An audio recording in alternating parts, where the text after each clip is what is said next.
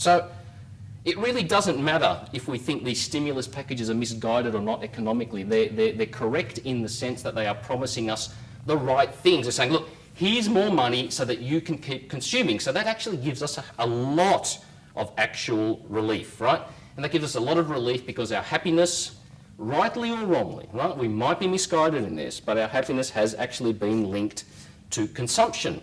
So every person has a right to life, liberty, happiness, right? The pursuit of happiness and consumption. The problems in the world, the problems in the country, or the problems with particular people in particular countries, or the problems with people who live in what we call poorer countries, their problem is that they are not given the opportunity to consume, right? They're not given the opportunity to consume like we do in the Western world. So they believe that they are being relinquished or not being allowed to experience the same kind of joy and happiness that we have, right? So, okay, look, there are a few people who claim that consumption is not the right thing. It's all about spiritual enlightenment, but you know, only very, very few people get happiness from spiritual enlightenment. It's too ethereal. We can't really disagree that spiritual enlightenment is important and can make us happy. We can't really, disagree with that. But personally, and when I say personally, I think a lot of people in this room, we want to be able to drive a car, we want to be able to have a house, we want to make sure our kids get a good education, we want to make sure my family and friends are happy as well, right? We want to do some interesting work, we want to eat some good food, we want to have some great drinks.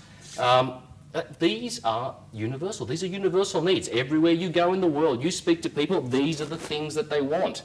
Right? This is why, in a sense, the capitalist system, flawed as it might be, I guess is more on the money because it's actually capturing that very implicit human kind of need. And that's why it's a universal, and that's why it's an expanding form of politics or an expanding form of culture, the capitalist culture.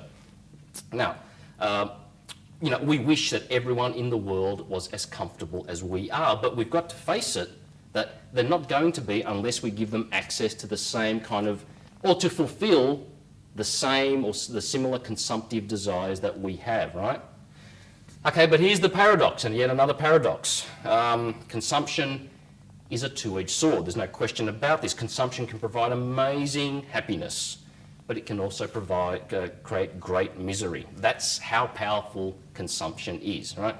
So by understanding consumption, as a marketer, by understanding consumption, and I mean really understanding it, understanding the nuts and bolts of what it's all about, that's essential. That's essential to every form of marketing, because every form of marketing is about getting people to consume something, right?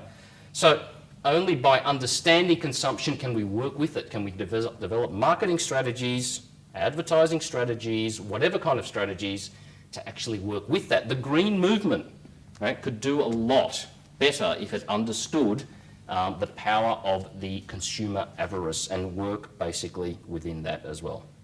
Right? And this is one of the things that brandOdyssey really focuses on. It really focuses on understanding the specifics of the consumption of any particular given category. Because remember, it's not just about food or drink. We consume everything that we interact with.